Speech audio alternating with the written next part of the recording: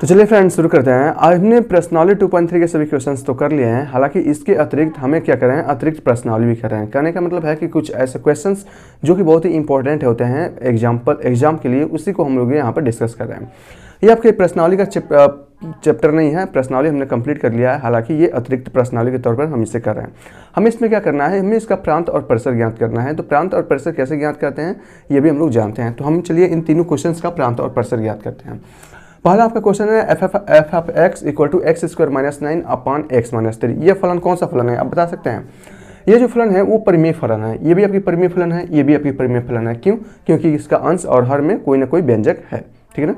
तो परिमेय फलन है। परिमेय फलन को करने के तरीके जो होते हैं वो अलग अलग होते हैं। हालांकि परिमेय फलन में सबसे पहले आप देखिए क्या हर अंश का एक गुणनखंड है या नहीं है। अगर है तो सबसे पहले उसको आपको सॉल्व करना पड़ता है, नहीं है तो परिमेय फलन का यहाँ पर रूल जो होता है, गुणधर्म, वो उपयोग किया जाता है। क्या होता है कि उसका अंश क्या होना चाहिए, हर उसका 0 नहीं होना चाहिए अगर परिमेय फलन के रूप का है तो, ठीक है ना। यहाँ देखिए x square minus 9 x minus T, ये तो परिमेय फलन है, लेकिन यहाँ देखिए x minus 3 x square minus 9 का ये गुणनखंड है।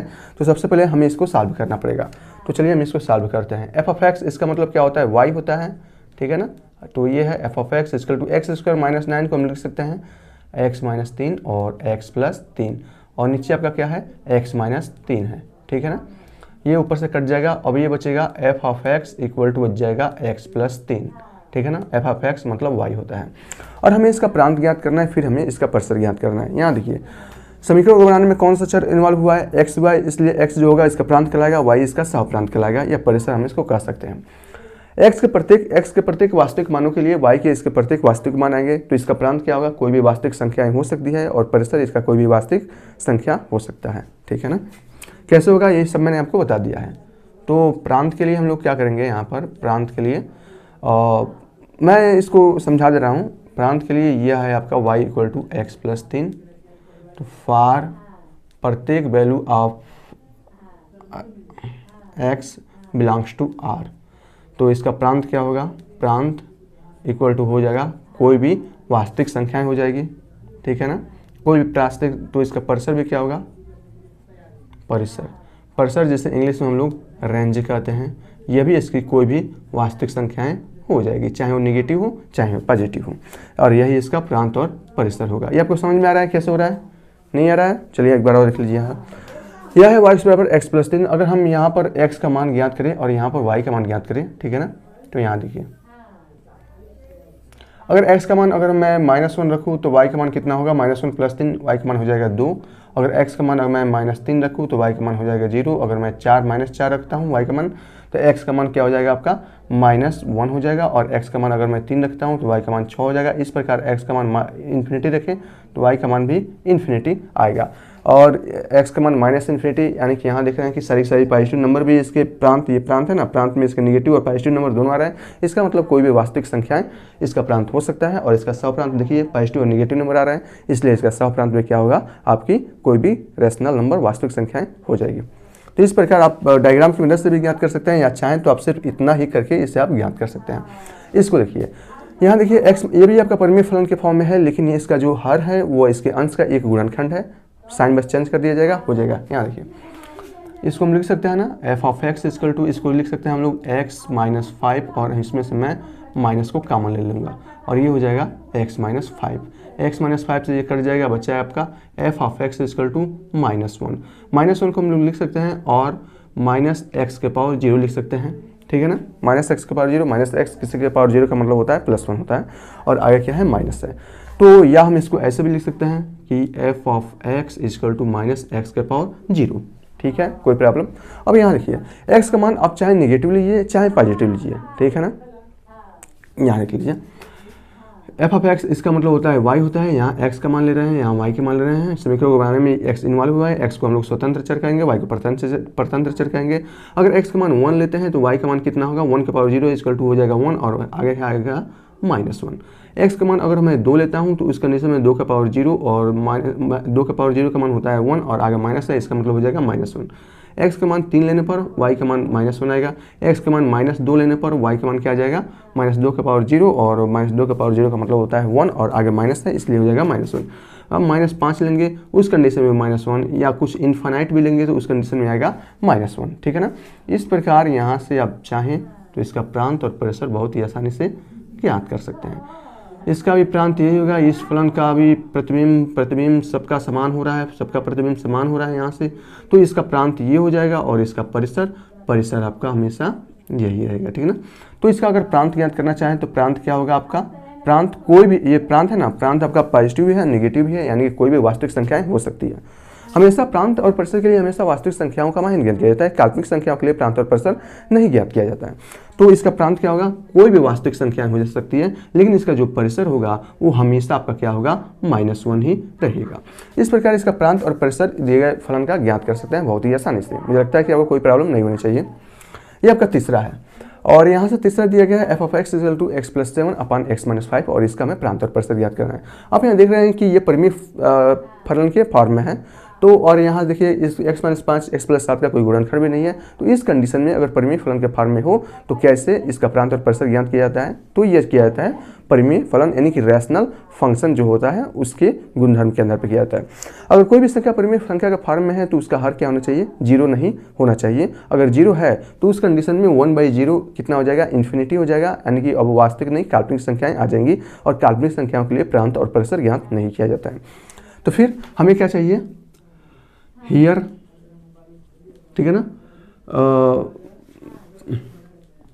फॉर डोमेन यानी कि प्रांत के लिए हमें क्या चाहिए, यहाँ से प्रांत के लिए चाहिए कि x - 5 इसका जो हर है उसका मान 0 नहीं होना चाहिए। जब इसका मान 0 नहीं होना चाहिए, इसका मतलब x ≠ 5, ठीक है ना। इसका मतलब x का मान है वो 5 को छोड़कर कोई भी इसकी वास्तविक संख्याएं हो सकती है, वही इसका प्रांत होगा। 5 को छोड़ दीजिए, क्योंकि 5 जब करेंगे तो 5 में से 5 जाएगा, बच जाएगा 0, और ऊपर किसी भी संख्या में 0 से भाग देने पर वो संख्या इन्फानाइट यानी कि काल्पनिक संख्याएं बन जाती है। इसीलिए 5 को छोड़कर कोई भी वास्तविक संख्या, चाहे आप 1 रखिए, 2 रखिए, सारी नेगेटिव संख्या रखिए, सारी पॉजिटिव संख्या रखिए, सिर्फ 5 को छोड़कर कुछ भी रखेंगे वह इसका प्रांत कहलाएगा।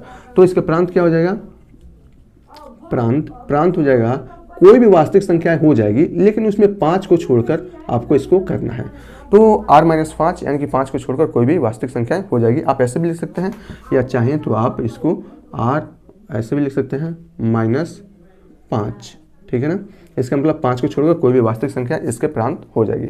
सप्रांत क्या करना है, सप्रांत के लिए हम लोग क्या करते हैं, दिए गए समीकरण को x के फॉर्म में y के फॉर्म में कर देते हैं, ताकि हम वहाँ से इसका प्रांत निकाल लें। f(x) दिया है, f(x) का मतलब होता है y, और y = दिया है x + 7 / x - 5, ठीक है ना। अब उसको क्या करिए, तरीके गुणा कीजिए, तो ये हो जाएगा xy - 5y = x + 7, ठीक है ना। अब यहाँ देखिए xy - x और 5y को मैं इधर ले जाऊंगा तो ये हो जाएगा 5y + 7, या इसमें से अगर x का मूल्य लूँगा तो ये हो जाएगा आपका y - 1 = 5y + 7, और यहाँ से हो जाएगा x = 5y + 7 / y - 1, ठीक है ना।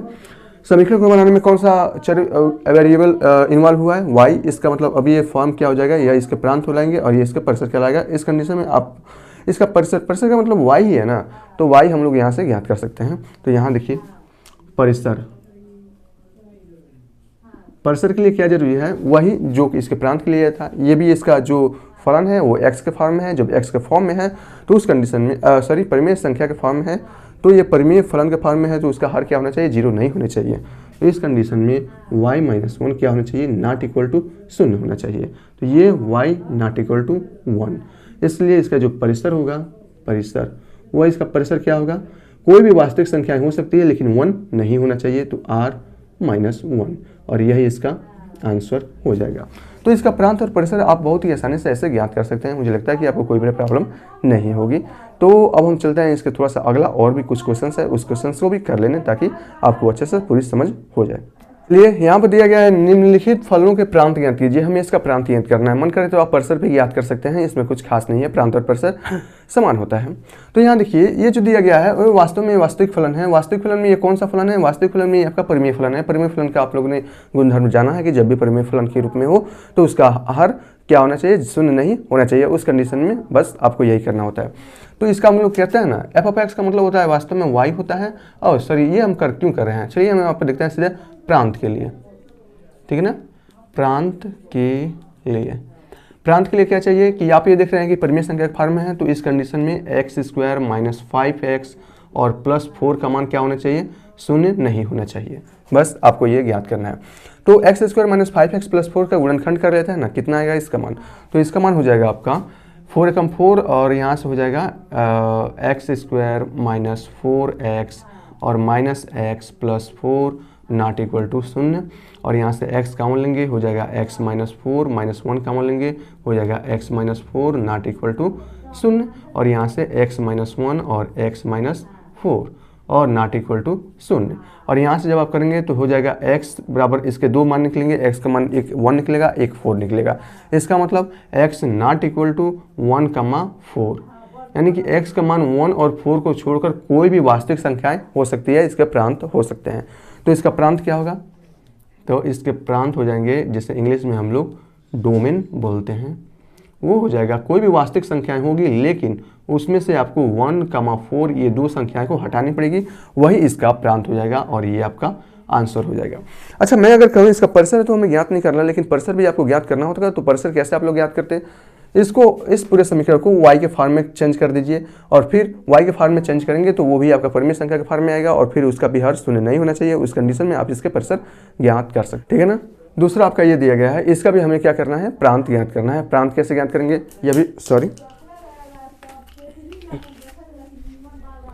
ये भी आपकी देखिए ना परिमेय संख्या के फॉर्म में है। तो इस कंडीशन में ये कहना चाहिए प्रांत के लिए क्या होना चाहिए, यानी कि डोमेन के लिए क्या होना चाहिए कि 3x प्लस 11 का मान शून्य के बराबर नहीं होना चाहिए, ठीक है ना। फिर यहाँ से आपको क्या करना है, 3x not equal to minus 11 और x not equal to minus 11 भागे 3, इसलिए इसका जो प्रांत होगा, प्रांत क्या होगा, कोई भी वास्तविक संख्या तो होगी लेकिन उसमें से माइनस 11/3 नहीं होगी, बाकी कोई भी वास्तविक संख्याएं हो सकती है। तो माइनस और यहाँ से 11/3 माइनस 11/3 ये संख्याएं माइनस 11/3 नहीं होनी चाहिए, वो इसका प्रांत कहला जाएगा। हमें इसका प्रांत और परसर ज्ञात करना है, चलिए हम इसका भी प्रांत और परसर ज्ञात कर लेते हैं, ठीक है ना। तो फॉर डोमेन,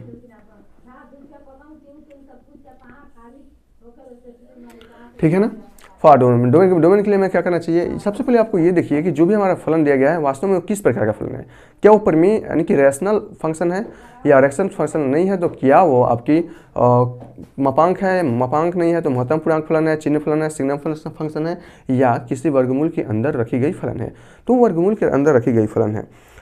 और हमको ये भी पता है कि जो फलन का प्रांत और परसर ज्ञात किया जाता है वो हमेशा वास्तविक संख्याओं के लिए ज्ञात किया जाता है। यदि रूट के अंदर अगर कोई भी फलन है, अगर वो फलन निगेटिव है, तो वास्तव में वो फलन वास्तविक न होकर वो काल्पनिक फलन हो जाती है। तो काल्पनिक संख्याओं यानी कि काल्पनिक मानों के लिए हम प्रांत और परसर नहीं ज्ञात करते हैं। तो हमें चाहिए क्या कि ये वर्गमूल के अंदर की रखी गई जो भी चीज़ें हैं वो पॉजिटिव हो, जीरो हो या जीरो से बड़ी हो, उस कंडीशन में हम उसका प्रांत और परसर ज्ञात कर सकते हैं ताकि हमें वहाँ पर वास्तविक मान प्राप्त हो सके। तो इसके हमें क्या करना चाहिए, डोमेन के लिए हमें क्या होना चाहिए कि रूट के अंदर क्या चीज़ है, 2 - 3x, इसका मान क्या हमेशा जीरो से बड़ा या जीरो के बराबर होना चाहिए। जीरो के बराबर भी होगा तो रूट के अंदर जीरो का मतलब हो जाएगा जीरो, और जीरो आपकी पॉजिटिव रियल नंबर है, उस कंडीशन में इसके प्रांत और परसर ज्ञात कर सकते हैं। या हो सकता है जीरो से बड़ा हो लेकिन जीरो से छोटा नहीं होना चाहिए। तो इस कंडीशन में हम लिख सकते हैं 3 > 2x या x < = 3/2, यानी कि x का मान क्या होना चाहिए, 3/2 से छोटा होना चाहिए या 3/2 के बराबर होना चाहिए। जब छोटा और बराबर दो केसेस है तो हमेशा हम इसको बराबर लेना चाहिए, ठीक है ना। तो इस कंडीशन में इसका जो प्रांत आएगा वह प्रांत कोई भी वास्तविक नंबर हो सकता है, ठीक है ना, कोई भी वास्तविक नंबर हो सकता है, लेकिन इसका क्या होगा, 3/2 से छोटा नहीं होना चाहिए। इसमें छोटा और बराबर का केस है ना, तो हमेशा छोटा बराबर का केस लेना होगा, छोटा का केस नहीं लेना होगा। तो 3/2 के या तो बराबर हो सकता है, ठीक है ना, r माइनस ऐसे 3/2 भी लिख सकते हैं, ठीक है ना, लेकिन ये बराबर, ठीक है ना, ऐसे भी लिख सकते हैं, और कोई भी वास्तविक नंबर ले सकते हैं आप, चाहे नेगेटिव लीजिए चाहे, लेकिन यहाँ देखिए 3/2 से क्या होना चाहिए, छोटा होना चाहिए या बराबर होना चाहिए, ठीक है ना। तो छोटा या बराबर यानी कि माइनस इन्फिनिटी से लेकर 3/2 के बीच में ये इसका मान आएगा, ठीक है ना।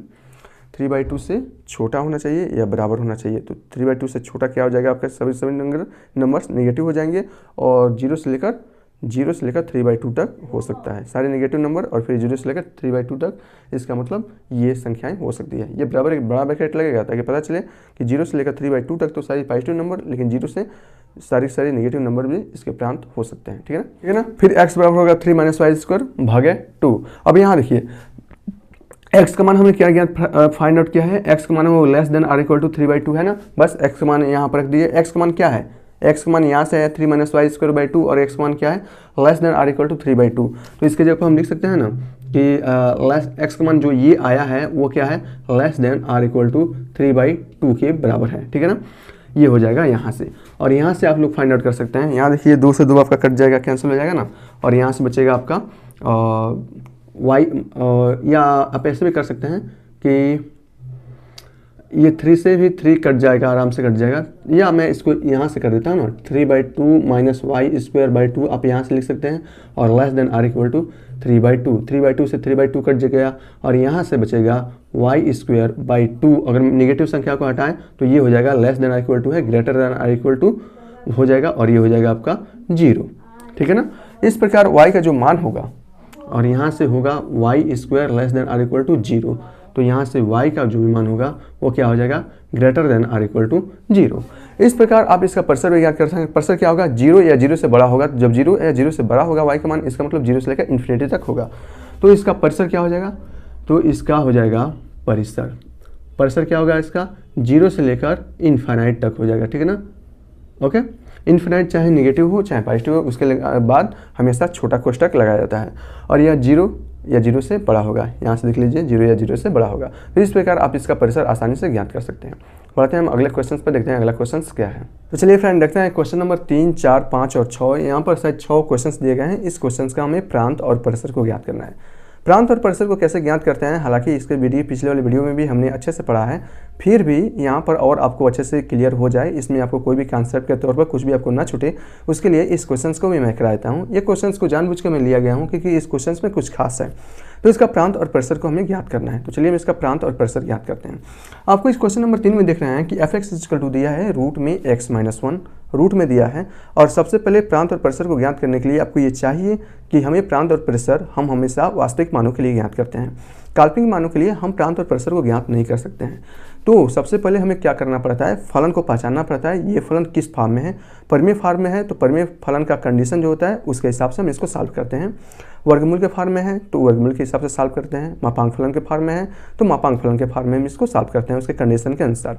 तो यहाँ देखिए ये जो क्वेश्चन नंबर 3 दिया गया है f(x) रूट में x-1, ये वास्तव में रूट में x-1 ये रूट का फलन है ना। तो इसको हमें करने का जो तरीका होता है, हमेशा रूट के अंदर जो भी उसमें संख्याएं ली जाती है या कोई भी फलन लिया जाता है रूट के अंदर, तो उस फलन का मान आपको मालूम होगा 0 से बड़ा या 0 के बराबर उसको रखा जाता है।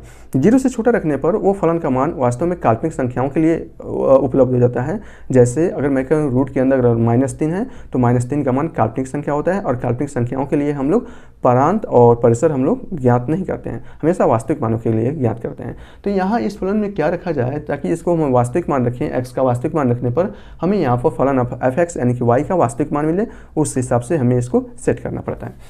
तो हमें इसमें सबसे पहले क्या चाहिए, प्रांत के लिए यहाँ देखिए प्रांत के लिए जरूरी है, प्रांत के लिए क्या जरूरी है कि रूट के अंदर रखी गई जो भी फलन होनी चाहिए उसका मान हमेशा या तो 0 के बराबर या 0 से बड़ा होना चाहिए। 0 के बराबर यानी कि रूट x-1 का मान अगर 0 भी हो जाता है तो इसका मान वास्तविक मान आएगा। 0 से बड़ा भी होता है तो फलन का वास्तविक मान प्राप्त होते हैं। 0 से छोटा होगा तो निगेटिव हो जाएगा और उस कंडीशन में इसका वास्तविक मान प्राप्त नहीं होगा। तो इसके लिए अब हम क्या करते हैं, यहाँ से x-1 को इधर अगर ट्रांसफर करें तो ये हो जाएगा greater than or equal to 1। इसका मतलब हुआ क्या, प्रांत के लिए अगर हम इसका फलन का प्रांत अगर ज्ञात करना चाहें तो प्रांत का मान 1 से बड़ा या 1 के बराबर होगा। अगर मैं कहता हूँ 1 से बड़ा, इसका मतलब 1 से लेकर सारी के सारी पॉजिटिव नंबर, 1 के बराबर इसका मतलब 1 से शुरू होता है और सारी के सारी पॉजिटिव रियल नंबर होगा, नेगेटिव नहीं होगा। नेगेटिव अगर 1 से छोटा नेगेटिव करेंगे तो उस कंडीशन में यह फलन काल्पनिक संख्या का फॉर्म बन जाएगा। जैसे 1 से छोटा करेंगे 0 कर देंगे तो 0 - 1 आएगा, रूट में -1, इसका मतलब ये काल्पनिक संख्या है, इसके लिए हम लोग प्रांत ज्ञात नहीं कर सकते हैं। इसलिए प्रांत क्या होगा, 1 या 1 से बड़ा वैल्यू के लिए इस फलन का प्रांत ज्ञात किया जा सकता है। तो इसका प्रांत हमने क्या प्राप्त किया, 1 या 1 से बड़ा, इसका मतलब 1 और 1 से लेकर इन्फानाइट तक। इन्फानाइट को हमेशा मझिला कोष्टक छोटा कोष्टक में, और इसमें 1 इन्वॉल्व है ना, इधर आर इक्वल टू है ना, इसका मतलब 1 से शुरू होता है और 1 से पॉजिटिव, सारी के सारी पॉजिटिव रियल नंबर तक है। इसका मतलब 1 से इन्फिनिटी तक, ठीक है ना। इसको आप ऐसे कर सकते हो, ठीक है ना। यहाँ देखिए थोड़ा सा मैं नंबर लाइन बना देता हूँ ताकि आपको प्रॉब्लम ना हो। कुछ है क्या, है ना, यहाँ पे देखिए कॉन्सेप्ट के तौर पर आपको कहीं भी कमी नहीं होगी भैया, ये तो है इतना, ठीक है ना। यहाँ देखो, यह है आपका 0, यह है 1, यह है 2, यह है 3, यह है 4, और इसको आगे बढ़ाएंगे, यह आपका इनफाइनाइट हो जाएगा। और इधर हम करेंगे -1, -2, -3, -4, और ये माइनस इन्फिनिट हो गया। इसके लिए प्रांत का मान आया है 1 या 1 से बड़ा, यानी कि यहाँ से शुरू होता है और ये सारी की सारी पॉजिटिव रियल नंबर तक जाएगा। इनफाइनाइट का मान हम लोग ज्ञात नहीं कर सकते कि वास्तव में कहाँ तक इनफाइनाइट का मान है, इसलिए इनफाइनाइट पर हम हमेशा छोटा कोष्टक का प्रयोग करते हैं, जिसका वैल्यू हमें मालूम होता है कि इसका वैल्यू 1 से शुरू हो रहा है या 2 से शुरू हो रहा है। उसके लिए जहाँ से शुरू होता है उसके लिए बड़ा कोष्टक का प्रयोग करते हैं। तो इसके लिए प्रांत यह आ जाएगा। चलिए हम इसके लिए परिसर के लिए हम लोग थोड़ा इसका परिसर यानी कि रेंज क्या होगा। परिसर, रेंज का मतलब होता है y का मान कहाँ से कहाँ तक बिलोंग करेगा। ये तो x का मान है कि 1 से लेकर इन्फिनिटी तक ये बिलोंग करेगा, तो इसका वास्तविक मान आएंगे। अब y का मान कहाँ से कहाँ तक बिलोंग करेगा ताकि इसके वास्तविक मान आएंगे। उसके लिए हमें क्या चाहिए, यहाँ देखिए फलन ऑफ x इक्वल टू दिया है रूट में x-1।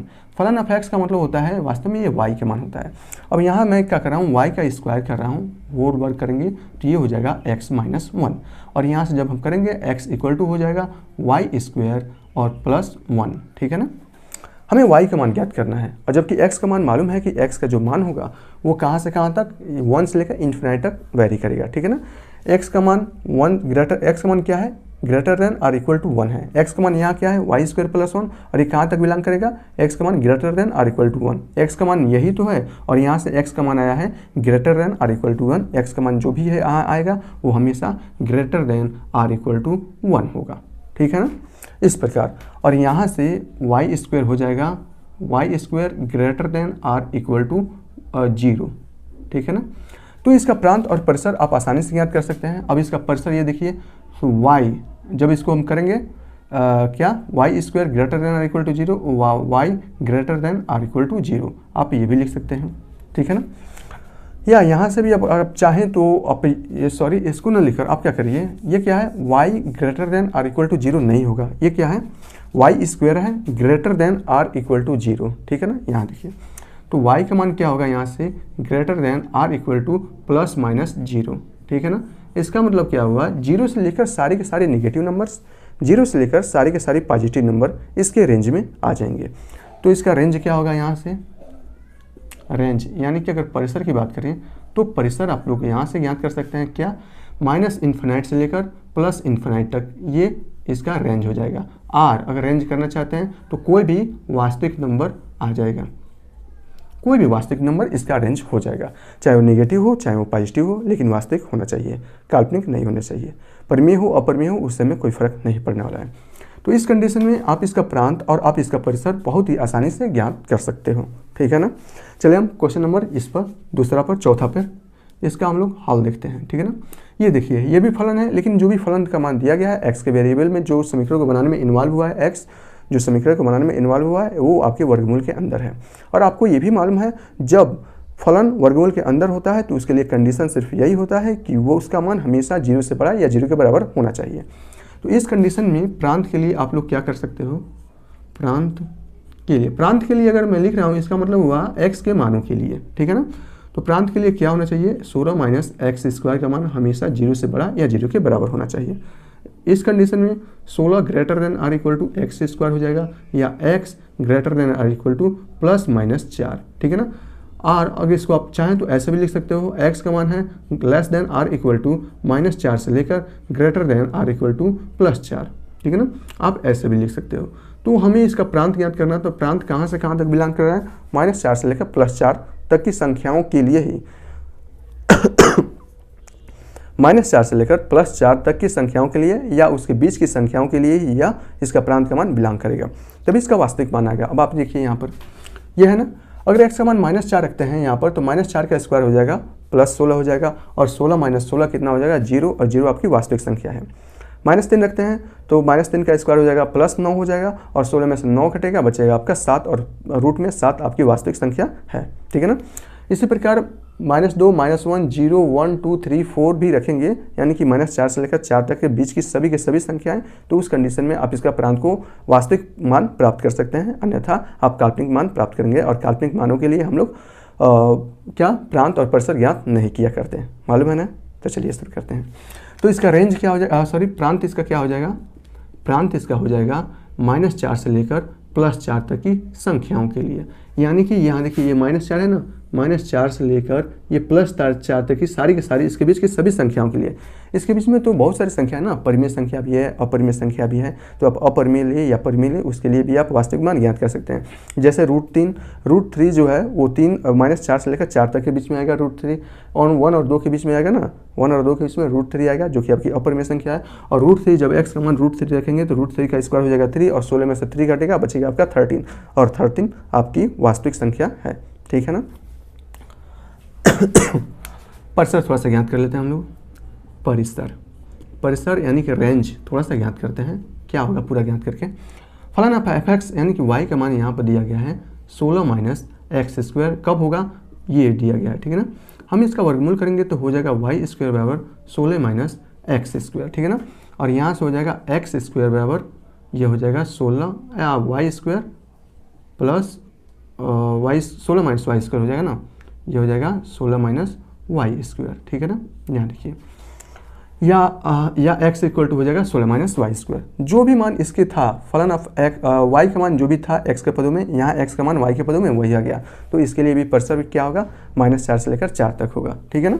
यहाँ तक कोई प्रॉब्लम नहीं है। जब मैं आपसे कहता हूँ परिसर, इसका मतलब ये समझ लीजिए कि समझना चाहिए कि y के किन किन मानों के लिए हम बात कर रहे हैं। प्रांत का हूँ, इसका मतलब x के किन किन मानों के लिए यह फलन का मान वास्तविक प्राप्त होगा। परिसर फलन के लिए किन फलनों के लिए वास्तविक मान प्राप्त होगा, ठीक है ना, y के किन मान के लिए। तो इस प्रकार इसका परिसर भी क्या हो जाएगा, इसका परिसर भी क्या हो जाएगा, यानी कि रेंज इसका क्या हो जाएगा, रेंज इसका हो जाएगा -4 से लेकर +4 तक की संख्याएं हो जाएगी इसका रेंज, या इसका आंसर हो जाएगा। तो प्रांत और परिसर क्यों हो जाएगा, क्योंकि यहाँ देखिए ना, जो भी फलन है वही फलन तो यहाँ भी है, बस यहाँ पर वेरिएबल चेंज हो गए हैं। जब वेरिएबल चेंज हो गए हैं तो फलन का मान तो चेंज होगा नहीं, उसका मान उतना ही रहेगा, ठीक है ना। इसका हम लोग करते हैं ना, ये देखिए किस फॉर्म में है। अब आप कहेंगे ये तो परिमेय फॉर्म में है, और परिमेय फॉर्म का जो कंडीशन होता है वो होता है हर का मान हमेशा 0 के बराबर नहीं होने चाहिए। लेकिन एक बात और है, क्या बात है कि जब भी आपको ऐसा कोई फलन दिखे जिसके हर में वर्गमूल हो, तो यहाँ पर वर्गमूल का कॉन्सेप्ट यूज किया जाता है, न कि रेशनल फंक्शन का कॉन्सेप्ट यूज किया जाता है, ठीक है ना। तो यहाँ इस कंडीशन में अगर हम प्रांत ज्ञात करना चाहें तो हम वर्गमूल का कॉन्सेप्ट यूज करेंगे, और वर्गमूल का जो कॉन्सेप्ट होता है वह होता है 3x + 2 का मान हमेशा 0 से बड़ा या 0 के बराबर होना चाहिए। इस कंडीशन में हो जाएगा 3x > -2 और x > -2/3। इसके लिए इसका जो प्रांत होगा वो क्या होगा, इसका प्रांत जो इसका होगा वो -2/3 को छोड़कर -2/x का मान -2/3 से बड़ा या बराबर होना चाहिए, वो इसका प्रांत का मान होगा, ठीक है ना। तो x का मान क्या होना चाहिए, -2/3 से बड़ा होना चाहिए, यानी कि -2/3 से लेकर इनफाइनाइट तक की संख्याएं होनी चाहिए। यहाँ क्या है, > है, इसलिए यहाँ पर बड़ा कोष्ठक, और कहाँ तक, +∞ तक। -∞ अगर करेंगे तो -2/3 से छोटी जो संख्याएं होती हैं सभी के सभी माइनस में जाती हैं, ठीक है ना। -2/3 से जितनी भी बड़ी संख्याएं होती है वो सभी की सभी संख्याएं पॉजिटिव जाती हैं, इनफाइनाइट तक जाती हैं, इसलिए इसका प्रांत क्या हो जाएगा, ये हो जाएगा। के लिए हमें क्या चाहिए कि परिसर भी इसका क्या होगा, आपका रूट में क्या है 3x + 2 है, रूट का जब इसमें आप गुणधर्म लगाएंगे, प्रॉपर्टीज लगाएंगे, तो इसका मान होता है कि यह 3x + 2 का मान 0 से बड़ा होना चाहिए, ठीक है ना। और यहाँ पर दिया गया है कि y का जो भी मान है वो क्या दिया गया है, रूट में 3x + 2 दिया गया है, ठीक है ना। ये आपका है किसका मान, y का मान इतना दिया गया ना, और ये किसके बराबर है यहाँ से, और ये जो है वो है > 0 के बराबर है, तो y का मान भी क्या हो जाएगा, > 0 के बराबर हो जाएगा। ये तो y का मान है, ठीक है ना, और y का मान ये आपका है, और y का मान किसके बराबर है, या > 0, तो इसका परिसर क्या हो जाएगा, परिसर, तो इसका परिसर हो जाएगा 0 से बड़ा और इनफाइनाइट से छोटा, यानी कि 0 से लेकर इन्फिनिटी तक, ये बड़ा कोष्टक और ये आपका मझिला कोष्टक, और यही आपका आंसर हो जाएगा। ठीक है ना, कोई प्रॉब्लम नहीं होनी चाहिए। इसको देखते हैं, क्वेश्चन नंबर कौन सा है, चौथा पर है। ये कौन सा फलन है आप बताइए, कौन सा फलन है यह? मैंने आपको बताया ना, यह आपका फलन है। कौन सा फलन? चिन्ह फलन, सिग्नम फंक्शन है यह है। तो सिग्नम फंक्शन है तो हम इसको कर सकते हैं, बिल्कुल आसानी से कर सकते हैं। चलिए हम इसको करने की थोड़ी सी कोशिश करते हैं। ये हम देखते हैं इसको, क्वेश्चन नंबर चौथा का। क्वेश्चन नंबर चौथा में यहाँ देखिए किस फॉर्म में है, सिग्नम फंक्शन है। जब सिग्नम फंक्शन है तो इसकी प्रॉपर्टी के अनुसार हम इसको सॉल्व करेंगे, लेकिन प्रांत के लिए तो हम सबसे पहले इसको देख लेते हैं। तो प्रांत के लिए आपको क्या चाहिए, इसका जो हर है यानी कि x-3 है, यह किसके बराबर नहीं होना चाहिए। जो x-3 का है वो आपके 0 के बराबर नहीं होनी चाहिए। क्यों? क्योंकि यह परिमेय संख्या के फॉर्म में है। जब 0 के बराबर नहीं होनी चाहिए तो x is not equal to 3 के बराबर होना चाहिए। इसलिए इसका जो प्रांत होगा वो क्या होगा, कोई भी वास्तविक नंबर होगा, लेकिन 3 को छोड़कर कोई भी वास्तविक नंबर होगा। चलिए इसका परिसर भी हम लोग यहाँ से ज्ञात करते हैं, यह आपका आंसर हो जाएगा। परिसर को ज्ञात करना है। परिसर कैसे? ये आपका सिग्नम फंक्शन है और सिग्नम फंक्शन की प्रॉपर्टीज आपको मालूम है। 3 को छोड़कर यहाँ प्रांत के लिए यानी कि x का मान 3 को छोड़कर कोई भी वास्तविक नंबर हो सकता है, कोई भी वास्तविक नंबर हो सकता है। यहाँ देखिए f ऑफ x ये दिया गया है, इसके कितने मान होंगे, 2 मान, इसके 2 मान होंगे। अब 2 मान इसके कौन कौन से होंगे, यहाँ देखिए। अगर इस कंडीशन में x का मान 3 रखें, हमें क्या चाहिए, 3 को छोड़कर चाहिए। 3 रख लेंगे तो क्या फ़ायदा और नुकसान होगा, यहाँ देखिए। 3 रखेंगे तो 3 में से 3 जाएगा, हो जाएगा 0, 3 में से 3 जाएगा, हो जाएगा 0, और 0/0 वो होता है आपका इनफाइनाइट, जो कि होता है काल्पनिक संख्या। इसलिए 3 नहीं रखना है, 3 से बड़ा रखना है या 3 से छोटा रखना है, कुछ भी रखना है, ठीक है ना। 3 से बड़ा अगर रखेंगे, x का मान 3 से बड़ा, यहाँ देखिए, अगर x का मान आप लोग 3 से बड़ा रखते हो तो उस कंडीशन में ये मान लीजिए अगर ये 4 हो गया, 3 से बड़ा 4 हो गया, तो 4 में से 3 जाएगा, बचेगा आपका 1, 4 में से 3 जाएगा, बचेगा आपका 1, ठीक है ना। और 1 बाहर निकलेगा, 1 बाहर निकलेगा, यहाँ से 1/1 आएगा आपका 1। उस कंडीशन में यहाँ पर आ जाएगा फलन का मान आ जाएगा 1। जब x का मान आप लोग 3 से छोटा रखेंगे, चलिए 3 से छोटा रखते हैं। जब 3 से छोटा रखेंगे x का मान, तो मान लीजिए हम रख रहे हैं -2, तो -2 और 3 से छोटा मान लीजिए 2 रख रहे हैं, तो 2 रखेंगे तो 2 में से जाएगा 3, और ये मार्ड के अंदर है, और ये आ जाएगा 2 में से रख देंगे 3, ठीक है ना।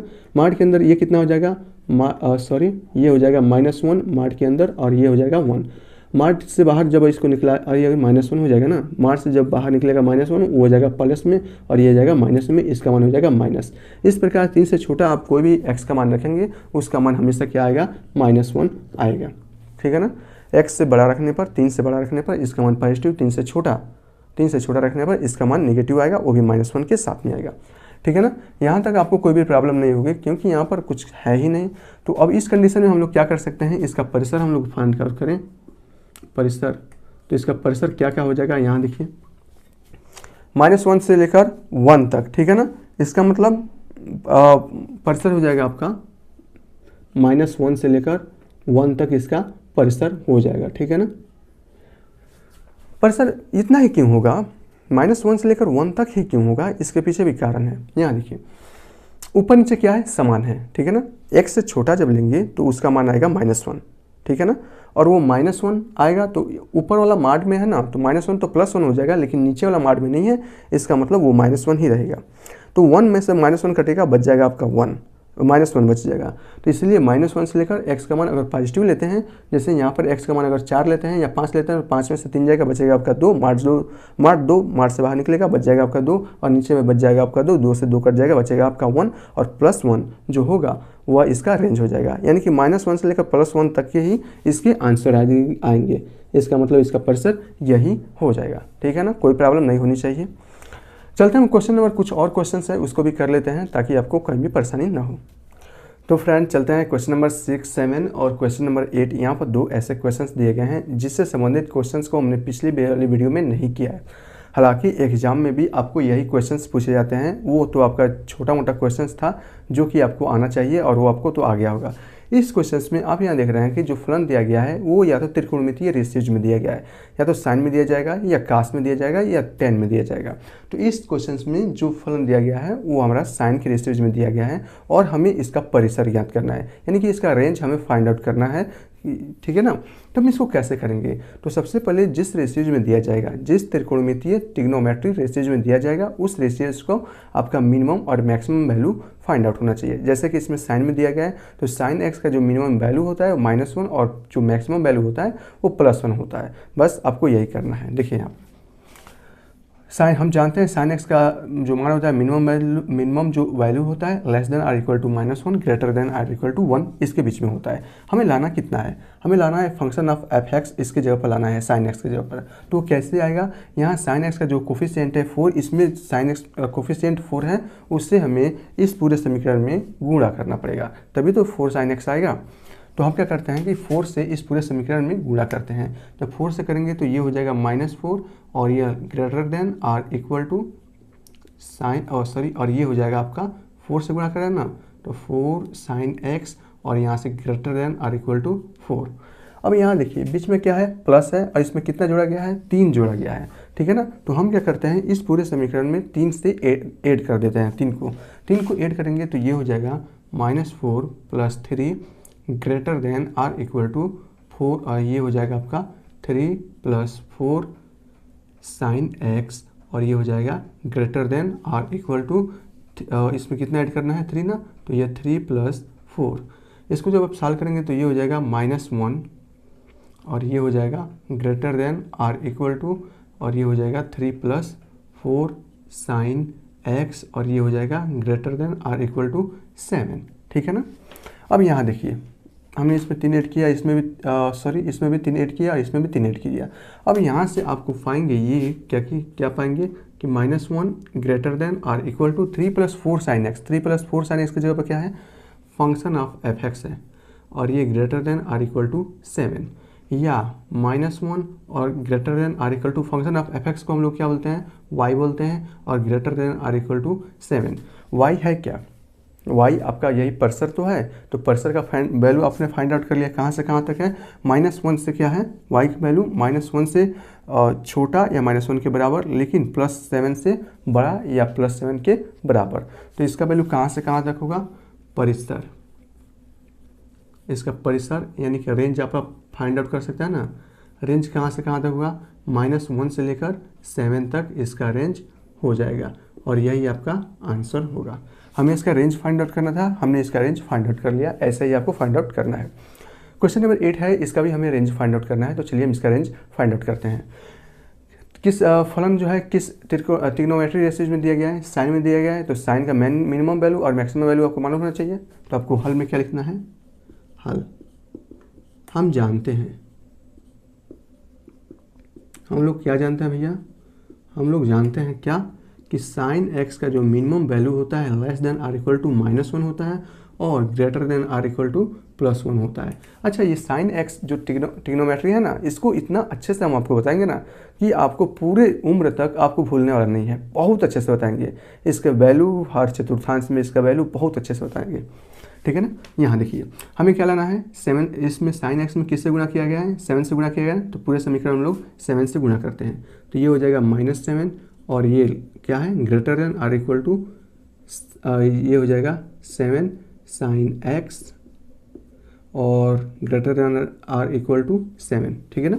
ओके, अब हमें क्या करना है, यहाँ से देखिए हमें इसमें हमें -7 से गुणा करना था और हमने +7 से गुणा कर दिया। तो एक काम करते हैं ना, -7 से हम इसमें गुणा करते हैं। साइन एक्स इस पूरे समीकरण में -7 से गुणा करने पर -7 से गुणा करिए, जब -7 से गुणा कर देंगे तो ये हो जाएगा -7 गुणे -1, तो हो जाएगा +7 हो जाएगा, ठीक है ना। या मैं कर ही देता हूँ, यहाँ है -1, हम इसमें गुणा कर रहे हैं -7 से और इसमें भी हम लोग -7 से गुणा कर रहे हैं, तो ये हो जाएगा साइन एक्स और इसमें भी -7 से गुणा करेंगे तो ये हो जाएगा माइनस। याद रखिएगा, क्या याद रखना है, हमेशा माइनस से गुणा किया जाता है किसी भी समीकरण में, तो उसमें जो आइडेंटिटी ये होती है, ठीक है ना, वो इसका चिन्ह बदल जाता है। Less than or equal to greater than or equal to हो जाता है, greater than or equal to less than or equal to हो जाता है। तो इस कंडीशन में ये हो जाएगा greater than or equal to और ये हो जाएगा less than or equal to. अब आप कहेंगे ये कैसे होता है, यहाँ देखिए यह क्या है 7 और ग्रेटर देन कितना है 6, ये बात सही है ना, बिल्कुल सही है। 7 6 से बड़ा होता है तो हम इस प्रकार लिख सकते हैं, हम इसमें -1 से गुणा कर रहे हैं। तो जब -1 से गुणा करेंगे तो ये हो जाएगा -7 और ये हो जाएगा -6। और इस कंडीशन में भी मैं अगर यही चिन्ह लगाता हूँ, कौन वाला, ग्रेटर देन वाला, तो ये तो गलत हो जाएगा ना। अब क्या -7 -6 से बड़ा है? नहीं, -7 -6 से छोटा होता है। तो इस कंडीशन में इसका साइन अब बदल जाता है और ये साइन हो जाएगा ये वाला साइन, यानी कि अब -6 ग्रेटर देन और इक्वल टू ग्रेटर देन -7। अब ये बिल्कुल सही हो गया कि -6 -7 से बड़ा है, इसलिए हम इसका साइन बदल दिए हैं, ठीक है ना। अच्छा, ये करेंगे तो कितना हो जाएगा, ये हो जाएगा 7 लेस देन और इक्वल टू, ये हो जाएगा 7 साइन x और ये लेस देन और इक्वल टू -7, ठीक है ना। ओके, अब यहाँ देखिए 11 को ऐड किया गया है, तो 11 हमें भी 11 इसमें ऐड करना पड़ेगा ना। तो चलिए हम इसमें 11 ऐड करते हैं, तो ये हो जाएगा 11 + 7 और ये लेस देन और इक्वल टू 11 और ये क्या, हमने भी इसमें -7 से गुणा किया ना, तो ये हो जाएगा -7 साइन x और लेस देन और इक्वल टू -7 + 11, ठीक है ना। ये करेंगे तो कितना होगा, 11 7 18 लेस देन और इक्वल टू 11 - 7 साइन x और यहाँ से लेस देन और इक्वल टू 11 में से 7 जाए, बचेगा आपको कितना, 5 7 4 11 4 बचेगा। अब यहाँ देखिए 11 - 7 साइन x ये आपका है क्या, फंक्शन ऑफ f(x) है ना, ठीक है ना। और ये हो जाएगा 18 और ये हो जाएगा लेस देन और इक्वल टू 4, ठीक है ना। अब फंक्शन ऑफ x इसका मतलब ये y है, और y है क्या आपका, y आपका है परिसर है। तो इसका परिसर का रेंज अगर आप फाइंड आउट करना चाहें तो आप परिसर का रेंज फाइंड आउट कर सकते हैं। क्या होगा, 18 से लेकर 4 तक, ठीक है ना। यह इसका परिसर हो जाएगा, आंसर हो जाएगा, ठीक है ना। इस प्रकार आप इसका परिसर बहुत ही आसानी से ज्ञात कर सकते हैं, ठीक है। कोई प्रॉब्लम नहीं। चलते हैं, इसमें 1 2 और क्वेश्चन बचा हुआ है जो कि बहुत ही इंपॉर्टेंट है, हमें उसको करना है। तब तक मैं इसे मिटाता हूँ। क्वेश्चन नंबर 9 जो कि बहुत ही इंपॉर्टेंट है, यह आपके लिए, इसको आपको जरूर करना है। यहाँ देखिए क्वेश्चन नंबर 9 में यहाँ पर एक फलन दिया गया है। फलन में यहाँ पर 3 टर्म्स दिए गए हैं और इसमें अलग अलग टर्म्स का अलग अलग कंडीशन है। जैसे जब आपका x का मान 3 से बड़ा होगा तो उस कंडीशन में जो फलन लेना है वो आपका ये लेना है 3x - 1। दूसरा कंडीशन में जब x का मान -2 से बड़ा या बराबर होगा लेकिन 3 से छोटा या 3 के बराबर होगा तो उस कंडीशन में फलन आपको ये लेना है। तीसरा है जब x का मान -2 से छोटा होगा, x का मान -2 से छोटा है तो उस कंडीशन में आपको कौन सा फलन लेना है, 2x - 1। यानी कुल मिलाकर हमें एवरेज देखा जाए तो -2 से 3 तक गया है। तो मैं क्या करता हूँ, पहले एक नंबर लाइन को बना लेता हूँ ताकि आपको परेशानी ना हो, ठीक है ना। यहाँ देखिए यह आपका है -∞, यह आपका इन्फिनाइट, ये आपका 0, ये आपका है 1, ये आपका 2, ये आपका 3 और ये -1 -2 -3, ठीक है ना। यहाँ देखिए जब x का मान क्या है, 3 से बड़ा है, x का मान 3 से बड़ा है यानी कि इधर वाला फंक्शन है, 3 से बड़ा है यानी कि इधर वाला, तो उस कंडीशन में जो फलन लेना है वो लेना है 3x - 1, ठीक है ना ऑलरेडी। ओके, जब x का मान -2 से बड़ा या बराबर है, -2 से बड़ा या बराबर होगा यानी कि यहाँ, और 3 से छोटा या 3 के बराबर होगा यानी कि यहाँ, इन दोनों के बीच में जितने भी नंबर्स हैं, किसके बीच में, इन दोनों के बीच में जितने भी नंबर्स हैं उसके लिए जो फलन लेना है वो लेना है x² - 2।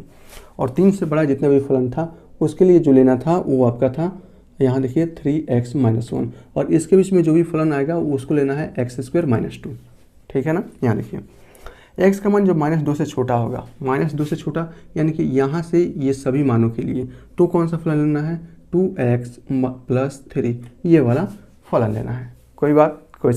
कोई शक नहीं, ठीक है ना। यहाँ देखिए हमें क्या ज्ञात करना है, f का मान जब 2 है, जब f का मान 2 है यानी कि x का मान अगर हम 2 रखें तो हमें परिसर क्या होगा, हमें ये फाइंड आउट करना है।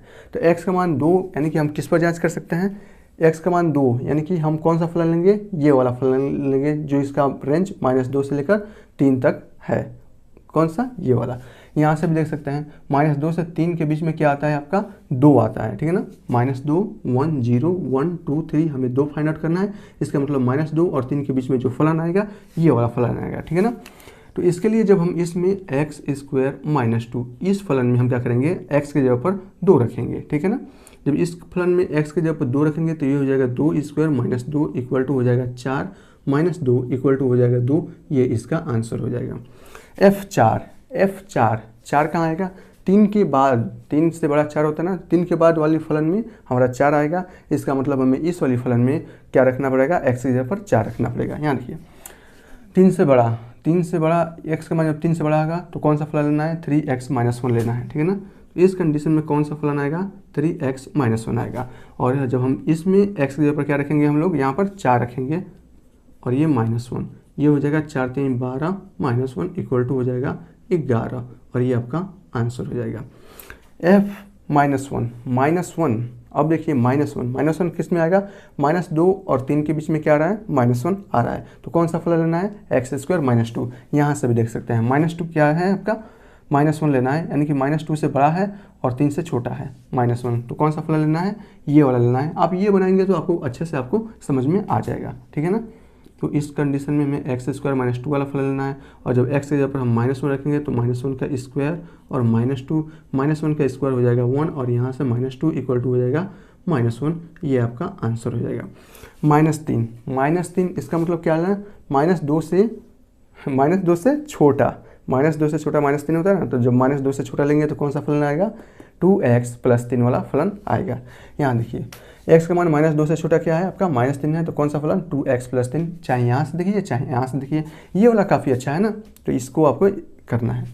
तो इस कंडीशन में यहाँ कौन सा फलन आएगा, 2x + 3, ठीक है ना। और इसमें जब x की जगह पर हम क्या रखेंगे, -3 रखेंगे तो ये हो जाएगा -6 + 3 इक्वल टू -3 और ये आपका आंसर हो जाएगा। f0 किस में आएगा, यहाँ देखिए -2 और 3 के बीच में क्या आ रहा है, 0। कौन सा फलन लेंगे, x² - 2 और जब x की जगह पर हम 0 रखेंगे तो 0² - 2 इक्वल टू हो जाएगा -2 और यही आपका आंसर आ जाएगा। तो इस प्रकार आप इस क्वेश्चन को बहुत ही आसानी से कर सकते हैं।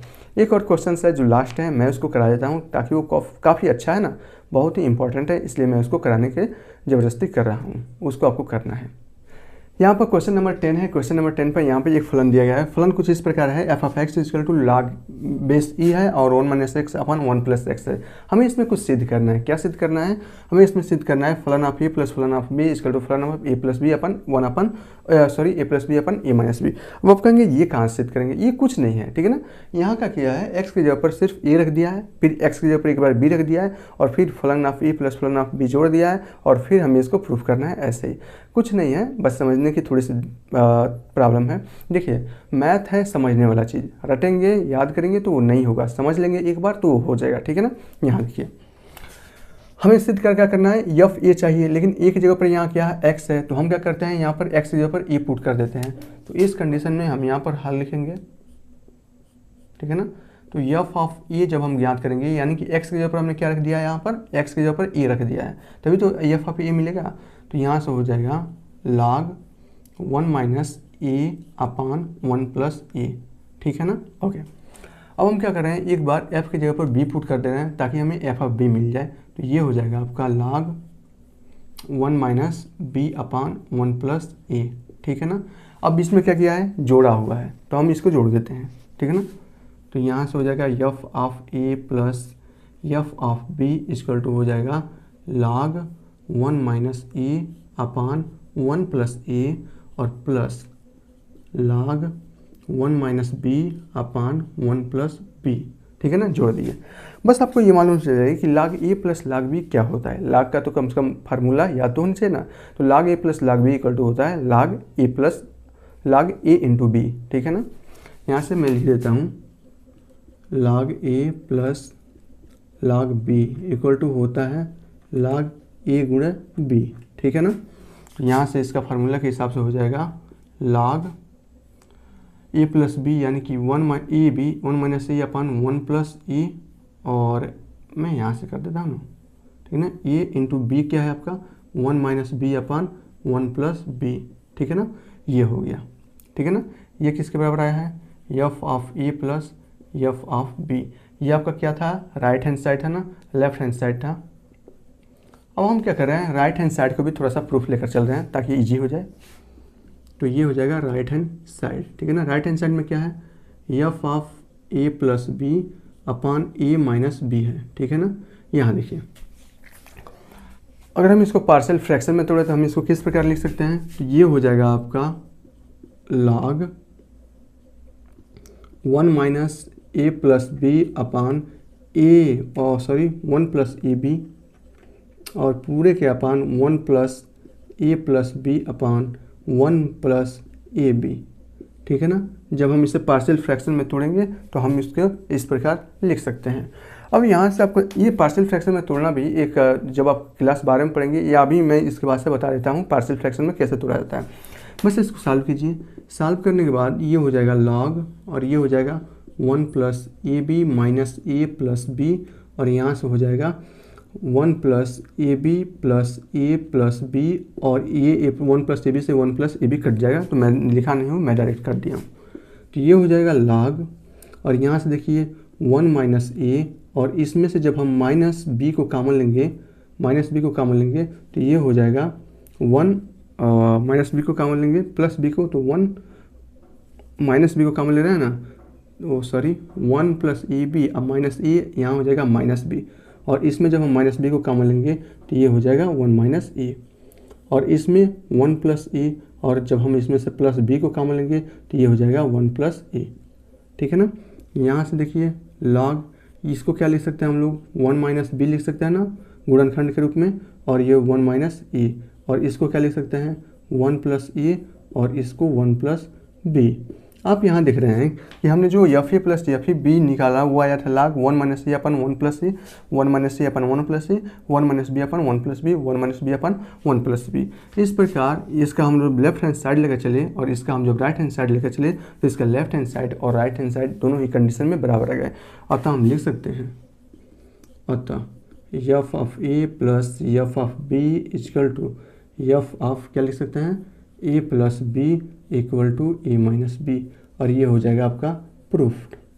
ठीक है ना। इस प्रकार आप इसे प्रूफ कर सकते हैं। ये बहुत ही ज़रूरी था कि इसे आप लोग अच्छे से समझे, इसलिए मैंने आपको बताया। क्वेश्चंस एग्जाम में क्वेश्चन ऐसे ही पूछे जाते हैं, तो ये आपको अच्छे से याद रखना चाहिए। ठीक है ना। अब हम बढ़ते हैं अगले क्वेश्चन पे, जो कि बहुत ही इंपॉर्टेंट